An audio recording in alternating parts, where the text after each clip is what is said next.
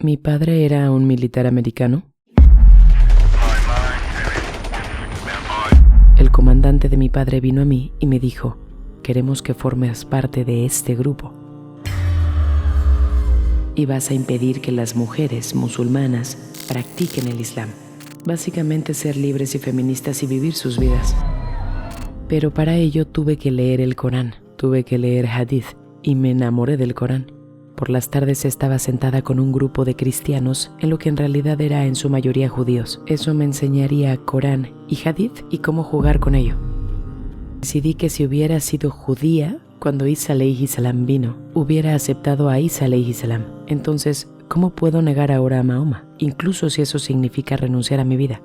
Cuando hice la shahada, sentí algo que nunca antes había sentido. Decía, Ashhadu an la ilaha illallah. Literalmente fui, ¡oh!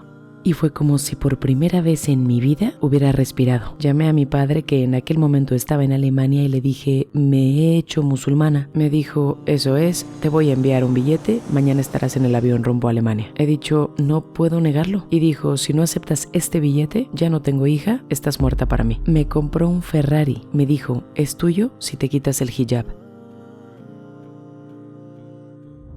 As-salamu alaikum, hermana Sharifa Carlo al-Andalucía. Bienvenida a nuestra entrevista. Gracias por aceptar nuestra invitación. Quiero empezar con ¿quién es Sharifa Carlo al-Andalucía? ¿Puedes hablarnos brevemente de tu vida? Wa alaikum assalam wa rahmatullahi wa barakatuh. Mi padre era un militar americano, así que nací en Alemania. Y desde Alemania viajé por todo el mundo con mi padre. Esencialmente fui a 13 escuelas en 12 años. Creo que mi crecimiento, la forma en que lo hice, me dejó abierta a nuevas ideas, me dejó abierta a nuevas culturas. Después de eso fui a la universidad y antes de ir a la universidad fue cuando comenzó mi camino hacia el Islam. Empecé relaciones internacionales, luego lo dejé porque me hice musulmana. Me hice musulmana a los 21 años. Luego me licencié en inglés. Hice otra licenciatura en ciencias. Hice un máster en composición y retórica y mi doctorado es en inteligencia artificial, aspectos lingüísticos. Además, hice una ijaza y estudios islámicos para poder enseñar el Islam. Y eso es básicamente entre trabajar en la universidad y hacer dawa. Eso es más o menos mi vida. ¿Cómo fue tu vida con respecto a la fe? ¿En qué creías?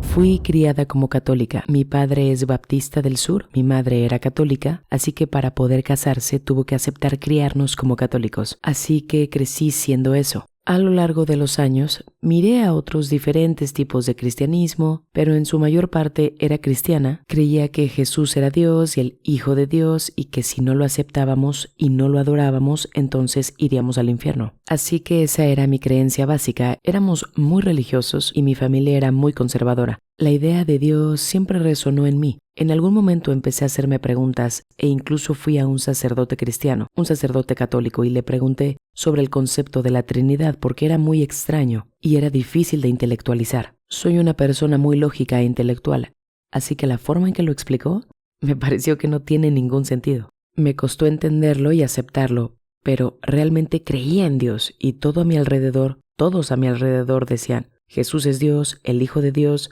¿Quién era yo para cuestionarlo?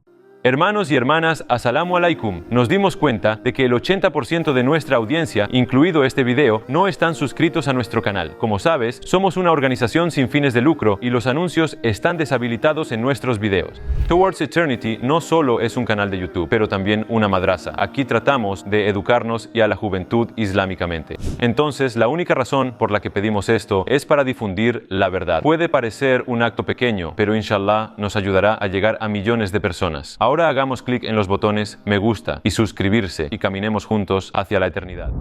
¿Cómo decidiste tomar el peligroso camino de estudiar ciencias religiosas para denigrar el Islam?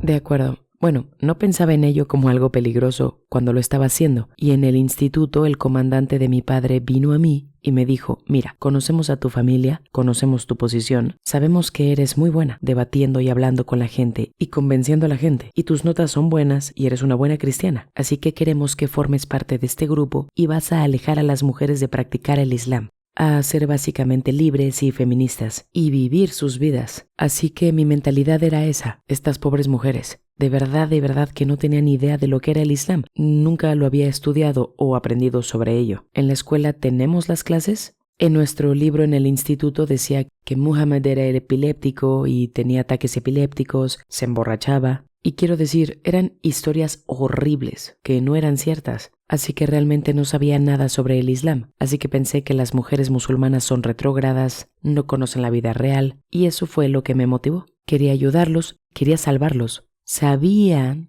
que alejar a la gente del Islam es muy difícil, pero convertirlos en musulmanes débiles fue fácil. Recuerdo una vez que estaba teniendo una conversación con la hija de un general. Fue en los años 70 cuando los iraníes tomaron la embajada americana y los mantuvieron cautivos, y yo estaba como, ¿por qué nuestros padres no simplemente van allí y los destruyen a todos? Y ella dijo, le estaba preguntando a mi padre esa noche, y lo que dijo fue que con la mayoría de la gente es el miedo a la muerte, el miedo a la aniquilación, que los mantiene bajo control, y América es capaz de controlarlos de esa manera. Pero cuando la gente practica el Islam, no temen a la muerte, así que no puedes controlarlos. Lo recordé más tarde cuando me hice musulmana. Yo estaba como, oh, ahora lo entiendo.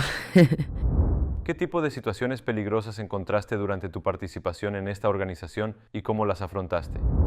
Como ya he dicho, nunca me enfrenté a ningún peligro, ni siquiera acabé con ellos. Estaba en mi tercer año de universidad y mientras estaba en la universidad aprendía sobre el Islam por las tardes. Durante el día tenía mis clases normales en relaciones internacionales. Por las tardes estaba sentada con un grupo de cristianos, en lo que en realidad era en su mayoría judíos. Eso me enseñaría Corán y Hadith y cómo jugar con él. Como ya sabes, en el Corán dice tomar el velo y ponértelo sobre el pecho. Bueno, no dice sobre tu cabeza, dice sobre tu pecho. Así que si llevas un chal, estás haciendo lo que dice el Corán. Así que alguien que no tiene mucho conocimiento del Islam y no sabe que las mujeres ya se cubrían la cabeza, y esto solo habla de arreglar el hijab, no es que no tuvieran que cubrirse la cabeza, sería fácil despistarlos. Así que me estaban enseñando a hacer este tipo de cosas. Pero para hacer eso, tenía que leer el Corán. Tuve que leer Hadith y me enamoré del Corán. Ni siquiera llegué a salir de la universidad porque en mi tercer año me hice musulmana. Conozco al hombre que me reclutó y conozco a los profesores con los que solía trabajar y nadie más.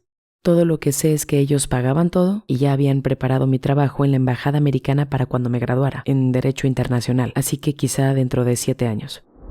¿Cuál es el mayor objetivo de la organización en enseñar a sus miembros el Corán y los hadices hasta el punto donde pueden manipular el Corán y los hadices y cambiar la mentalidad de la comunidad islámica? Lo que querían era el poder y el control. También reconocieron que, porque me pregunté, ¿por qué estamos dirigiendo al feminismo y las mujeres? Y su respuesta es, si destruyes a un hombre, destruyes a un hombre. Si destruyes a una mujer, destruyes a las generaciones que vienen después de ella. Así que se vuelven menos practicantes del Islam, se vuelven más débiles y se centran más en la dunya y no en el ájera. Estas personas pueden ser fácilmente manipuladas y movidas, hecho lo que querían hacer con ellos. No les importa si estas personas van a Jannah o Jahannam. Lo que les importa es que podamos controlarlos, podemos manipularlos, podemos hacer que esta sociedad haga lo que nosotros queramos que haga. Ya sabes, hay un viejo dicho que dice que la forma más poderosa de controlar a la gente es el sexo, las drogas y la música. Y por música se refiere a todos los medios de comunicación. Así que, utilizando estas cosas, mantienes a la gente haciendo lo que quieres hacer o centrada en la vida. Así que los que están en el poder pueden hacer lo que quieran y tú no te das cuenta y no te importa porque estás concentrado en necesito este coche, necesito ser bella, necesito, ya sabes, como ahora, necesito los likes, necesito lo que sea que necesite, que esté orientado a tuña. ¿Qué ha cambiado en ti? ¿Puedes hablarnos de los primeros cambios en tu corazón hacia el Islam? Lo primero, mientras leo, estás leyendo el Corán, es tan lógico. El Corán tiene sentido. Cuando estás sentado y lo lees y repasando los versos, estás entendiendo. Solo hay un Dios. Este Dios no tiene hijos. Este Dios es omnipotente. Este Dios es todo lo que puedes necesitar en un Dios. Todo lo que podrías pensar que es un Dios. Tiene sentido. Nadie podía responder a las preguntas cuando les pregunté sobre esta Trinidad. Así que realmente apeló a mi sentido de la lógica. Por eso, cuando estaba empezando a aprenderlo y empezó a atraerme, decidí tomar clases de cristianismo para hacerme una cristiana más fuerte. Estoy tomando las clases de cristianismo. Entro en clase. Es un profesor graduado de Harvard. Tiene unos 80 años. Es muy conocido como un estudioso de la teología cristiana y dije, vale, me va a enseñar el Antiguo Testamento, el Nuevo Testamento desde el original. Estudiamos el griego, el hebreo, el arameo, el latín.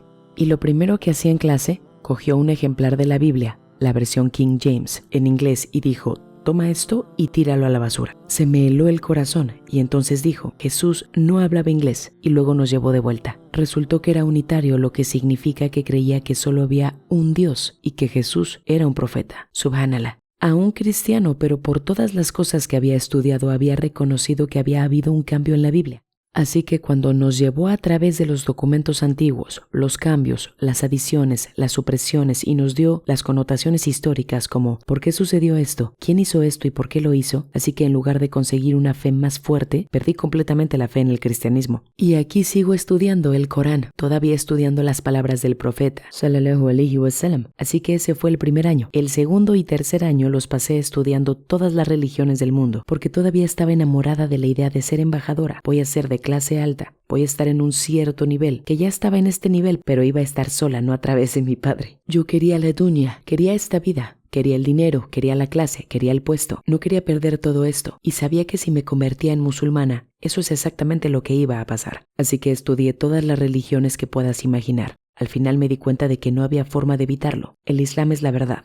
Bueno, el budismo y el hinduismo son más filosofías que religiones para mí. Todas tienen el mismo trasfondo moral, el mismo trasfondo ético. El problema es que no puedo creer que haya millones de dioses. No puedo creer que un humano pueda ser un dios. Quiero decir, si voy a aceptar a Buda, entonces voy a aceptar a Jesús. Ninguno de ellos tenía sentido para mí. Estaba buscando a Dios. ¿Quién es Dios? ¿Qué quiere de nosotros? Si voy a cambiar de cristianismo a otra cosa, tiene que ser algo que me ofrezca más, no menos. Una de las cosas que me encanta hacer es cuando estoy enseñando a alguien el Islam. No digo simplemente, Alá dice y el profeta alayhi salam dice. Lo tengo muy claro. Alá lo dice, el profeta alayhi salam lo dice. Así lo pusieron en práctica los compañeros del profeta. Así es como todos los eruditos a través de los siglos lo entendieron. Y echemos un vistazo a la sociología, ya ves cómo encaja. Echemos un vistazo a la psicología, ya ves cómo encaja. Aquí tenemos la física, mira cómo encaja. Para que seamos capaces, como dijo Alá, mirar las evidencias y reflexionar. Así no solo lo hace más claro para otras personas, se fortalece en mi corazón,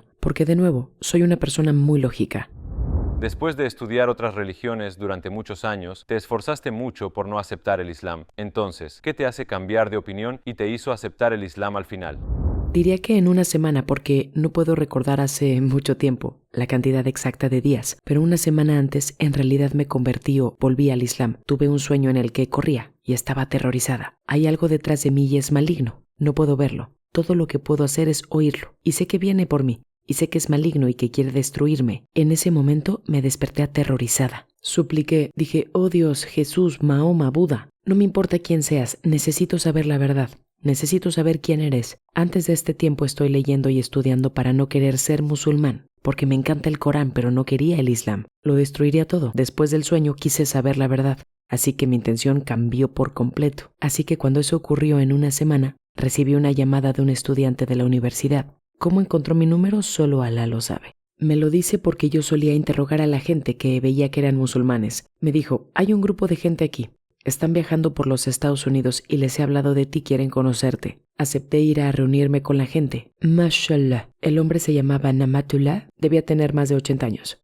Gran barba blanca, sin pelo negro por ninguna parte, solo pelos blancos, pero muy inteligente. Y yo le interrogo y él me dice, no, en la Biblia cambiaron esto. No, en realidad esto fue añadido y demás. Lo mismo que había dicho mi profesor y entonces hizo clic. Esta es la verdad, no puedo negarlo, no puedo seguir negándolo. No puedo negarlo, no puedo negarlo. Y ahora tiene sentido, es lógico. Y eso es lo que me convenció de ese punto. Decidí que si hubiera sido judía cuando Isa alayhi salam vino, habría tenido que aceptar a Isa alayhi salam. Entonces, ¿cómo puedo ahora negar a Muhammad? Incluso si eso significa renunciar a mi vida. No fue fácil y sinceramente creo que Alá me fortaleció porque era mocosa y malcriada. Yo era alguien que iría a papá y le diría quiero, y aquí está la tarjeta, vea por ella. No fue una decisión fácil, pero fue como, ¿cómo puedo negar que esto es la verdad? Así que no todo en el Islam puedo explicarlo, pero Alá sigue mostrándome cosas para hacerme más fuerte. Creo sinceramente que Alá te dará lo que necesitas cuando lo necesites.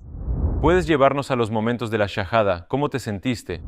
Al final de la noche era el Fajr, porque el Sheikh me dijo, tenemos que rezar. Había estado toda la noche discutiendo con este pobre viejo, que Alá le dé Jannat al-Firdaus. Dice, tenemos que rezar, pero te invito a convertirte en musulmana.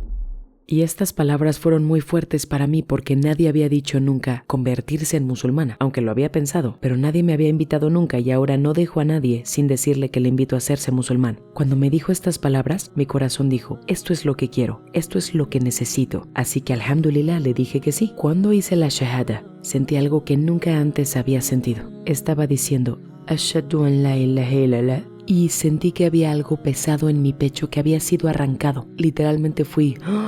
Y fue como si por primera vez en mi vida hubiera respirado. Años después leo en el Corán el versículo que habla de ir. La gente que no es musulmana o no cree tiene el pecho apretado como el que sube a la montaña. Estuve todo el día, fue simplemente emocionante. Sentí que era libre, sentí que por fin había encontrado el lugar en el que necesitaba estar. Encontré quién y qué necesitaba hacer. Y me sentí como una elevación espiritual. Incluso yo me fui a casa, a mi apartamento. Llamé a mi padre, que en aquel momento estaba en Alemania, y le dije, me he hecho musulmana. Y sus palabras, ¿estás loca? ¿Te han lavado el cerebro? ¿Qué te pasa? No estaba contento, por supuesto, y me dijo, ya está, te voy a enviar un billete. Mañana estarás en un avión de camino a Alemania. Y le dije que no puedo. Le dije que no puedo negarlo. Esta es la verdad, no puedo negarlo. Me dijo que me enviaría un billete y así lo hizo. Fue entregado en casa al día siguiente y dijo, si no coges este billete, ya no tendré una hija. Estás muerta para mí. Y wallahi, es solo de Alá que fui capaz de sobrevivir a eso porque estaba muy unida a mi familia. Pero de nuevo, solo de Alá, porque yo no soy fuerte. Sé que no soy una persona fuerte, pero Alá te da lo que necesitas. Mi familia es básicamente, papá dice, todo el mundo sigue. Me dejaron sola. Me echaron de la universidad. Básicamente me dejaron. Alhamdulillahi Rabbil Alamin. Como te dije, era una mocosa malcriada. Tenía un Camaro rojo nuevo. Lo vendí y viví de eso durante el año siguiente porque no tenía trabajo. No terminé mis estudios. Mi padre me había repudiado, mis hermanos, mis hermanas, mi tía. Nadie se comunicaba conmigo.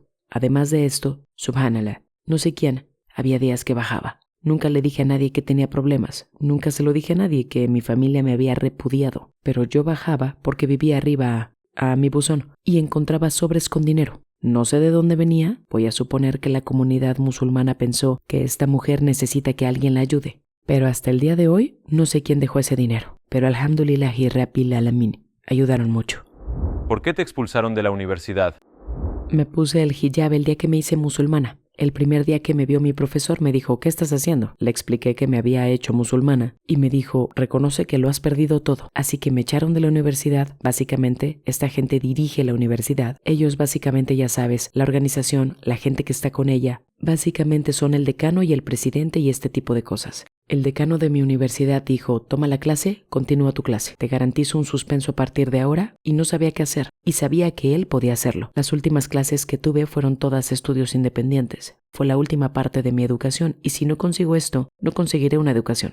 Así que durante un año no me fui a la universidad. Me costó mucho conseguir trabajo. Incluso intenté conseguir un trabajo como archivero, ya sabes, solo archivando papeles. Y me dijeron, lo siento, tu cosa del hijab no te deja, por eso no podrás archivar. Como si de alguna manera esto me hiciera estúpida. Papá sabe que me encantan los coches rápidos. Me compró un Ferrari. Me dijo, es tuyo si te quitas el hijab. Pero tuve que decir, lo siento, dunya o Alá, ¿qué quiero? Y fue, ya sabes, muy sencillo elegir alhamdulillah. Pude pagar mi alquiler, pude pagar cosas básicas que necesitaba, pero al final del año, esencialmente por lo que hasta el día de hoy no me gusta mucho la pasta con salsa roja. Lo único que me puedo permitir comprar era pasta de tomate, algunas especias y macarrones, porque estaba quebrada, completamente quebrada. Pero entonces Alá abrió la puerta, subhanallah. Mi padre, por aquel entonces, estaba en Puerto Rico. Era el comandante de la base en Puerto Rico. Me llamó y dijo, ha habido una amenaza contra la vida de todos nosotros, que trabajamos en los edificios militares y federales aquí. Todos estos puestos, ellos y sus familias, han sido amenazados por un grupo de personas que querían que Puerto Rico fuera independiente. Entonces mi padre me llamó y me dijo, tendrás seguridad en tu casa dentro de 1 hora. Y envió un marín a mi casa para vigilar. Después de eso, estuve allí como un par de días y luego me llevó en avión a donde él estaba, en nuestra casa en Carolina del Sur, y me llevó de vuelta en ese momento. No puedo culpar a mi padre. Si quieres a alguien, él me quería a mí. Soy su hija. Quiere salvarlos de lo que crees que es malo. Así que pensó, esta mocosa malcriada, si le quito el dinero, si te quito la familia, si te quito todas las cosas que ama, volverá corriendo. Y no lo hice. Y podría haberlo hecho más largo dándome la oportunidad de volver, pero ahora estoy en peligro. Así que dijo, olvida todo eso, déjame recuperarla. Y eso es lo que hizo. Así que desde ese momento, alhamdulillah, se ocupó de todo. ¿En qué estabas pensando en todo este año? ¿Qué pasaba por tu cabeza? ¿Cómo te sentías y cómo eras capaz de, ya sabes, lidiar con esta difícil situación? Sé que suena raro. Había leído los hadiths que si Alá ama a alguien lo pone a prueba. Él no quiere que tengas en tu corazón que no sea él. Ni la dunya, ni tu familia, ni tu sociedad. Así que sentí eso, ¿vale? Alá me está probando. Alá quiere ver si realmente creo. Alá quiere ver si voy a ser buena. Y si lo hago, me amará. Y eso es lo que me motivó. Quería que Alá me amara. ¿Cuál fue la reacción de la organización cuando te convertiste al Islam? ¿Intentaron hacerte daño para que no difundieras su secreto? ¿Cómo te fue? Nunca le he contado a nadie cómo me hice musulmana hasta unos 10-12 años después de hacerme musulmana. Alguien me hizo la pregunta y les sorprendió mi respuesta. Y desde ese momento estaban como, tienes que escribir esto, tienes que poner esto en internet. Y lo hice, lo escribí. Y fue entonces cuando la gente empezó a enseñármelo. Oh, espera un minuto. Sabes, esto es asombroso. No sabíamos que esto existía. Hemos oído hablar de estas cosas, pero no sabíamos que era real. Pero antes de eso nunca le dije a nadie cómo me había hecho musulmana. Quiero darle las gracias por invitarme aquí y Pasajero Eterno ha sido realmente muy amable conmigo. Y sus preguntas han sido muy intelectualmente estimulantes. Soy muy feliz de poder venir y hacer esto por todos vosotros.